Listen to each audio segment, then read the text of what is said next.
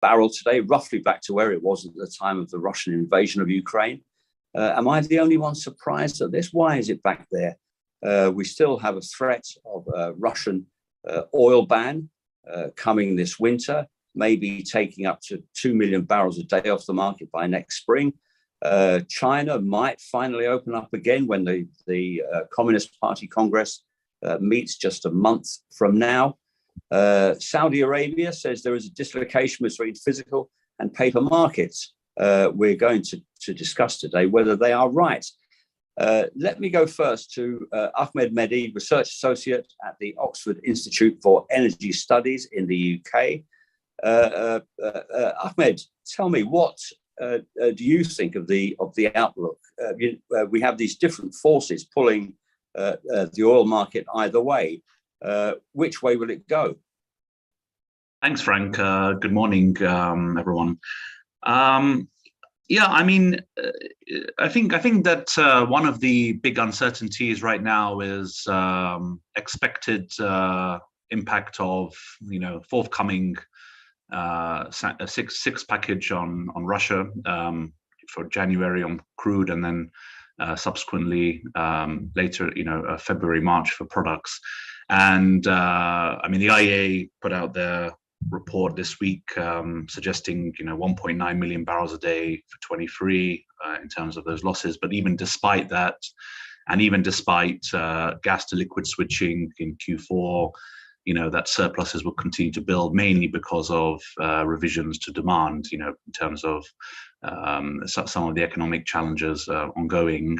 I mean, I think in my view, perhaps the expected losses on Russia may prove to be a lot less than some numbers are 2.8, 1.9. Maybe they're a lot less, mainly for reasons which we can discuss later in terms of how products may continue to enter the market, but also on crude, that there's also ongoing confusion around the price cap. But I think the fundamental point is that whereas for the last year and a half, 2 years, we've been seeing deficits build up, surpluses are going to start taking place into next year, mainly because of those revisions on demand. And the difference in OPEC's internal numbers on their demand growth numbers for this year and really what the consensus is out there is quite it's quite a big delta of about 1 million, 1.2 million. So I think people are that sort of point about weakness in the market is justified to a certain extent, but at the same time there's still those hanging issues like spare capacity, OPEC plus policy that continue to sort of support a floor price in that sort of 85, 90 sort of range. Right. So we may not lose 2 million barrels. That's my view. That's my view. But there's different views out there. But why? Because the Russians will get round sanctions, or well, I mean, other legitimate buyers. Well, to be honest with you, a lot, I mean, the price cap. If we take the price cap as a separate discussion, even though it has a relationship to this whole discussion, if you just take simply, what the seaborne volumes to Europe are, you've already been seeing some significant amount of redirection going on, and the argument really is that with India and China, there's a limit to how much how much they can absorb, which is correct. I agree with that. But then I think really the point is about if you take excluding pipeline volumes via Druzhba, but just seaborne volumes, you've still got uptake in, with Russia's downstream volumes in Europe, Bulgaria, places like that. They're still sending crude there, but also, even if you take out, say, 1 million barrels from flows to Europe, on the question for me, which is more of the issue, is around the product side. And I think the question is, can they? I mean, 50% of Europe's import requirement comes from Russia, 600,000 barrels a day. And the question, which I think people, at least I've been discussing this week, is, can that effectively, without a price cap, be taken out of our market? So, for example, even if you get more Middle East products, there's potentially a little bit more from India, and now you saw the quota increase from China, which actually led cracks to fall by about $7 yesterday. So let's assume that Europe can take a little bit more diesel. It can't replace all that volume. The key question for me is, one is origination of Russian cargoes into Europe. How difficult will that be to enforce and track? And two, basically a big redirection of gas oil cargoes to places like Latin America, Africa, where, for example, previously Middle East cargoes would be going. So the question is it going to be a redirection, or is it actually going to lead to Russia having to shut in? And I think that the question mark is about clean tanker availability as well, outside of the Western insurance and tanker availability market. And from discussions with people this week, really, the idea is that with where freight rates are and where ship owners, there could be more sort of dark tonnages, dark tanker availability pushing those out. So it's a for me, it still seems to think that actually it could be a lot less than that sort of 2 to 3 million barrel a day range of losses that people are talking about. Okay, thanks. Let's go to Andy Levin, CEO of Sahara Energy Resources here in Dubai. Andy, hello.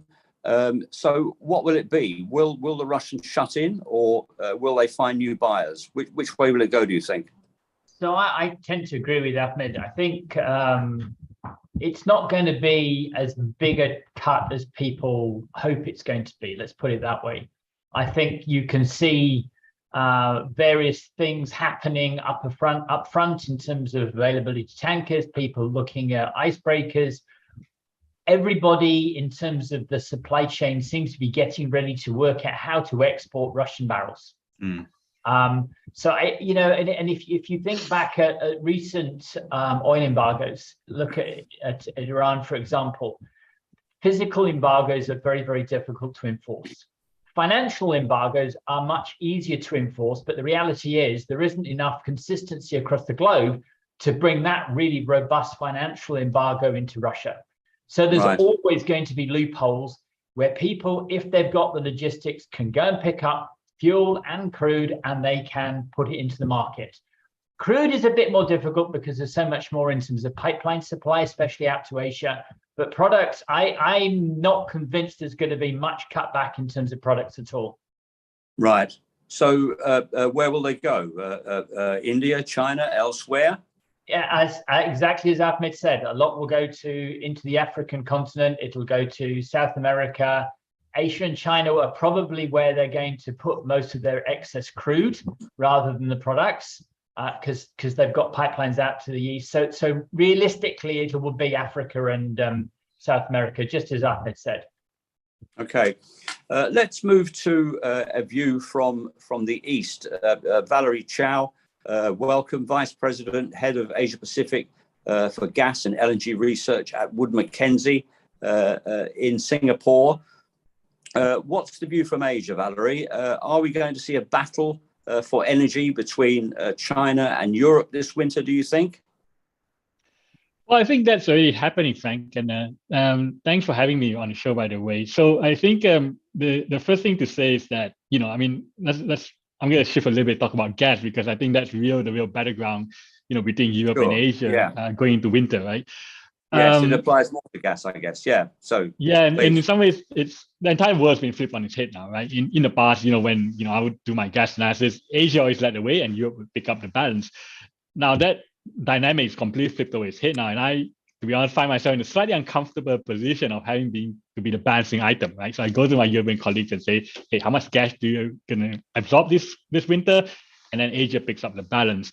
So having said that, I think we've seen clearly, a lot of Chinese buyers step out of the market, right? So they're not engaged at all in the spot markets. There's still a bit of spot buying going on, in Japan, Korea, places like Thailand, for example, which for domestic reasons, right, they've been forced to enter the spot market. But I think in the main, Asian kind of LNG demand or LNG import has fallen kind of almost 10% this year to date. That number masks the real violence of it. So if we look at countries like China, it's dropped by more than 20%. In India, it's down 18%. So these are massive numbers coming from, let's put it this way, China is the largest LNG importer in the world. That's a massive drop-off. So I think that's kind of the first point to be mentioned. I think the second point is, given the price premium in Europe today, there's no doubt that spot cargoes will only hit one way, right? And it's going to kind of go into Europe. I think the real question, I guess, is, they've been obviously talk about European price caps, right? And the real question is if at all, you can implement those caps. Lots of alternative models, but I think I suspect that at the very end, the EC is going to back away from it because, amongst other things, there's no consensus among member states on how to implement these caps. And I think, again, similar to kind of the crude oil story or product story, these things are very, very difficult to implement in practice. Okay. Let me go back to Ahmed. A very interesting piece in the Financial Times this morning saying, Ahmed, that the USA, the great shale industry, is not going to be able to ride to the rescue. The cavalry is not coming from America to help out Europe this winter. Where does that leave us, do you think? Sorry, Frank, I didn't read the story, but okay. I mean, I think what's been interesting, from my perspective is, the SPR, the policy on SPR, so on the one hand, so, you've been seeing SPR releases, obviously helping support, governments and in terms of, managing balances, but also anticipation. Also, it's been playing with WTI Brent, significantly over the last few months. And even in Asia, we saw a lot of WTI grades entering Asia, which put pressure on, Murban valuations, and led to a lot of funky stuff last month in the market. But significantly, the question is, does the US even need an SPR? Given where policies are at the moment, and this policy around $80 buyback, it's sending a lot of confusing signals to drillers, actually, in a way. But fundamentally, there's supply chain bottlenecks within the US in terms of costs. But I don't think anyone is sort of significantly, massively revising their forecast on US production growth, exit numbers for this year. For next year, it's also going to still continue to be a significant source of non-OPEC supply. On products, I think the point is that gas oil inventories are still, pretty low. Can US save Europe? No. There can be some yield shifts, given where margins are at the moment. Basically cracks for diesel are higher than they are for gasoline. But again, that's probably not going to be, that tightness you're going to see in diesel, and where the refiners make their margins will continue to be supported by elevated cracks, even though you've seen a little bit of pressure fall off. But Permian output, it's not a new story around the pressures that are being faced, in terms of rising costs or the inflation in the supply chain. Right. Yeah. But they are still acting under this financial discipline, aren't they? They are still correct. They want to give money back to shareholders in the form of dividends and buybacks. That won't stop. But I think that just a very brief point is that this idea in the market of a sort of zero-sum game between capital discipline versus output increases. At these prices where TI is at, it doesn't have to be mutually incompatible. You can still also have a situation where, and also you mustn't forget the difference between the independent players and the consolidated majors. So where visibility on data and financials is a lot less one for the other. So all in, at the end of the day, there are pressures, but it will continue to be a driver for US growth within the. Okay. Andy, what do you think? What will it take to get US oil back again and meeting the supply gap, helping bridge the supply gap? What will it take to do that, do you think?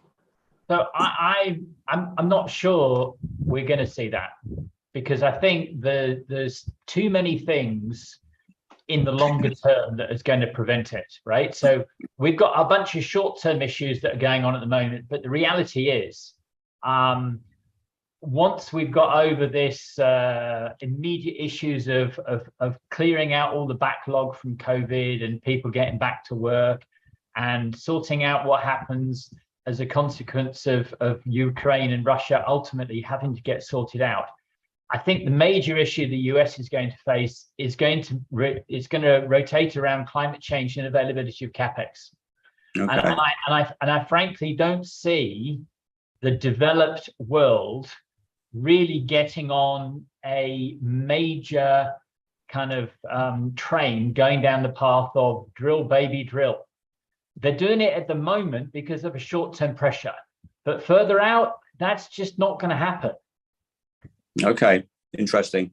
Valerie, there was another interesting story this morning about the next energy crisis is in terms of shortages of oil tankers. We simply can't move the stuff around. You're in Singapore, the global hub of the oil tanker business. What's your take on it from there?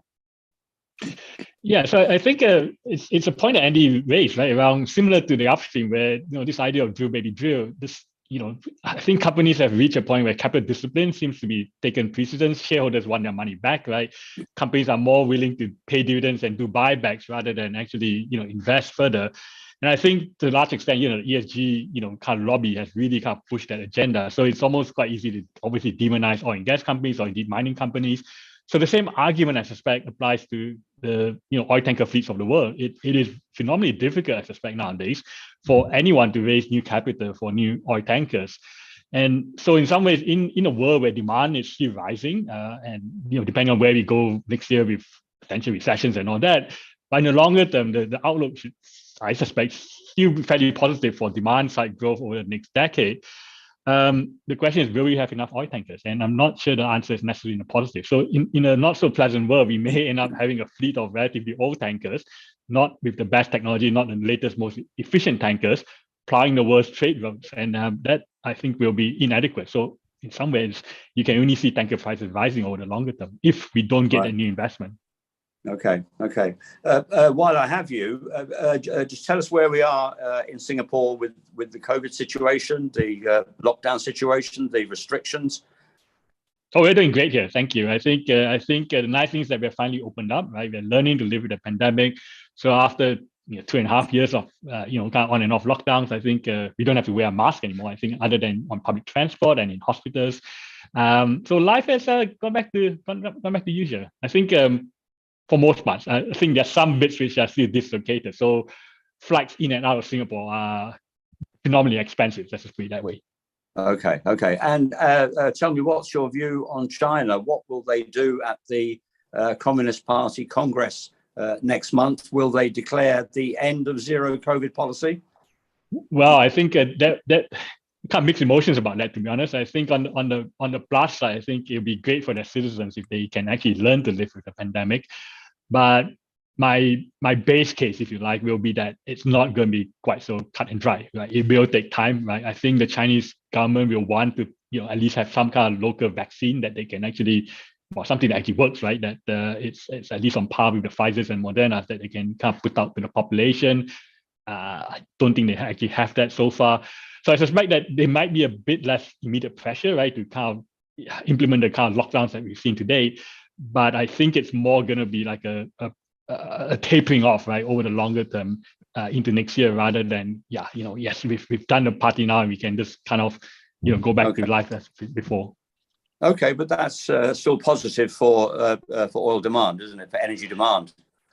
I think in some ways you got to be thankful that China's not, again, if I can't bring us back to the gas market or indeed oil markets, that they're not full steam into bidding in this competitive head-to-head for demand at this point in time, because prices, especially in gas prices, if they were actively playing in the spot market, even Europe would have something coming, right, in terms of just having to pay way higher prices than what are already high prices today. Okay. I guess the other aspect of energy transport is the possibility of strike action in the US that could hit energy supply, especially to the northeast, I read. Ahmed, what's your take on that? Is that a serious threat, or will this go away? Well, I mean, there's difference between these short-term issues. But for example, people were underwhelmed with the disruptions compared to previous years, to the hurricane season. Same with the rail disruptions. To be honest with you, everything going on, Frank, it's not what I'm looking at the most. Oh, okay, I get it. Okay, I want to spend a few minutes talking about OPEC Plus and where that might go. Can we call up the poll question, please? So the question I'm posing today is: the oil price has not responded to Saudi Arabia's concerns about volatility and discrepancy between paper and physical markets, leaving OPEC Plus no choice but to embark on a new round of cuts. And I would like you to either agree or disagree. It's simple one-off choice. The next OPEC Plus meeting is on October the 5th. Let me go around the table here and get a view from each of you as to where this might go. Some people think there could be a surprise cut, even a kind of go-it-alone cut by Saudi Arabia. What do we think? Valerie first, please. Yeah, I would agree that. I think for the most part, I wonder if the Saudis are a little bit too bullish, right, on the demand side. And I'm saying that mainly because from my perspective, I think it's almost inevitable that we're going into a global recession next year. I think the signs are all there to see it. I heard a bit about U.S. unemployment being, U.S. employment still being strong and all that, but I'm not sure that this is the first time there's so many macro headwinds, right, across the world that I just can't see another scenario where we somehow avoid a relatively hard landing. So which I guess also influences my view on the demand side, right? So I think that even if we get a soft landing, demand is going to at least flatline for the next year. And if we do go into a global recession, I agree with Ahmed's point that, kind of 85, 90 seems like it would seem like prices need to be range bound around there. I can't see a scenario where prices necessarily drop down to 70, right? If unless it's a real hard landing. But I think to the point that, around Saudi's concern, that there's some kind of dislocation between physical and financial markets. I wonder whether that view is necessarily overly bullish, right? I guess at least in the short term. Okay, Ahmed, you normally have your finger on the pulse of what Saudi Arabia is going to do. What do you think? I mean, it's a complicated issue, to be honest with you, in terms of the intervention by Abdulaziz.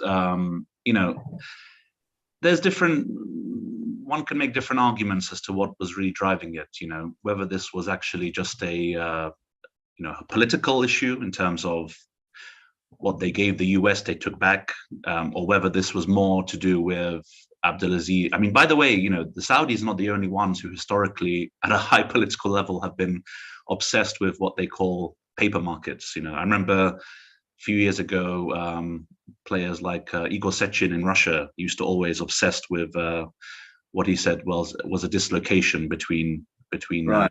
Physical and futures. But is this just a different way of having another go at speculators? The favorite. Yeah. So the idea, I mean, even back in the, when you look at the evolution of OPEC Plus behavior since COVID, there was, one of the novelties was always this issue of OPEC Plus unpredictability. The month-on-month meetings, the sudden, surprise announcements of a 1 million voluntary cuts, all of, the idea of creating compensation mechanisms for for not meeting your quotas, and this is all sort of a way to control messaging and that's very important to particularly someone with the political sort of kudos of ABS, given his ties to the family, to actually play a really leadership role in OPEC Plus.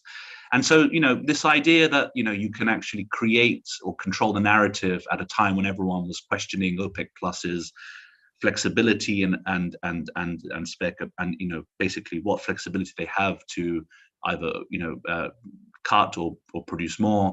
The idea that you can squeeze out shorts, it's nonsense. I mean, fundamentally, I think the volume is not large enough. The messaging is not really loud enough, and more importantly, the idea of I think that the point is that people have already priced in the fact that it's very difficult for OPEC Plus to react, to put more into the market. But nevertheless, I think this is more related to signaling that they do have the ability, and they will take action to cut in case of build up in surpluses, or and it's a big if, a qualified if you like, about the return of Iran into the market. But fundamentally, very qualified if now, isn't it? It's looking very qualified indeed. It looks very unlikely. It's a qualified if, but just my final point on this all is that, have they disconnected? I think one thing that is true to a certain extent is, as you've been seeing with exchanges, they've been having, and it's not just in oil, it's in gas and in power, the problem of drop in open interest and liquidity issues and fundamentally volatility, that one could argue that there is an issue around that, but it's not. It's very this idea of like making that message to sort of squeeze out shorts, I think is a simplified view of how markets work. Okay, Andy, what do you think? Will there be a cut? Will it be a surprise if there's a cut? It won't be a surprise to me. I think they are concerned that demand is going to. Their short-term concern is probably that demand is going to start dropping off, and therefore prices will drop accordingly. I think the reality is that the tools that OPEC have are very blunt. Yeah. You either pump more or you pump less, and guess what? You can't do it on a whim.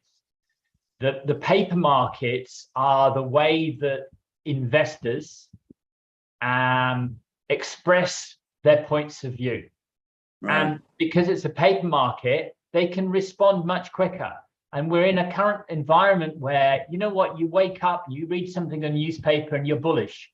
The next day, you wake up and read something different and you're bearish. So the paper markets actually can whipsaw much, much quicker than OPEC can respond, right? So in that sense, they've always been dislocated and disconnected, right? Because one is short term, how do I feel today? And the other is, okay, we're going to be pumping X more or X less next month, right? So the reality is, all that OPEC have ever been able to do is maintain prices within a band by pumping more or pumping less. And the political, the geopolitical, the market economics will just bounce around inside of that band depending on what's going on. And at the moment, we've got more uncertainty than certainty. Therefore, you're going to have a lot of volatility. Therefore, you're going to have people saying, I don't know what to do. Therefore, I'm not going to take a position. Therefore, the open interest will go down. So it's the reality of how the markets work. But also, it's very expensive to trade as well. Unless you know or have a confident position you want to make, right? Unless you know. Although I note that Prince Abdulaziz has also left himself the leeway to call a meeting at any time if he thinks things are getting out of hand. I'm sure you all saw that in the last OPEC Plus. The tools they have available to them are very limited, and the disconnect really is between their numbers, really, particularly on demand, which hasn't changed significantly, and really, really the message here is that we want to protect a floor price. That's the message. I think it's not really to do with we're going to try and influence paper market direction. You can't do that. The paper markets are 10, 15 times bigger than the physical market. So this idea of trying to connect the two dots is ludicrous. Okay, interesting. Can we see the survey result, please, just to see what people think? Right, that's that is a very big majority who think that there will be a further round of cuts and who agree, it seems, with the Saudi concerns about volatility and paper versus physical markets, etc. I'm quite surprised at that. Is anybody else they're surprised? No, I'm not. Go on, Valerie. Yeah. No, please, Andy, go on. So I think I'm not. I think again, I think maybe reflecting my macro view, right? If we start seeing demand start going down and prices starting to tank, I mean, to me, it's almost inevitable, right? That the OPEC Plus will start cutting. The real question, of course, is how quickly they can do that. Because by the time the paper markets actually can't move too quickly, and then it's OPEC's turn to react. There's a perpetual, kind of timing differential, right? That comes in and again potentially exacerbating the volatility in the market. Right. Okay, we've reached the end here, I think. So I'm very grateful to the three of you, Ahmed Mehdi, Andy Laban, Valerie Chow. I do apologize about the technology gremlins at the beginning, but I think we had a good talk nonetheless. So thank you all very much, and see you next time. Thank you. You. Goodbye.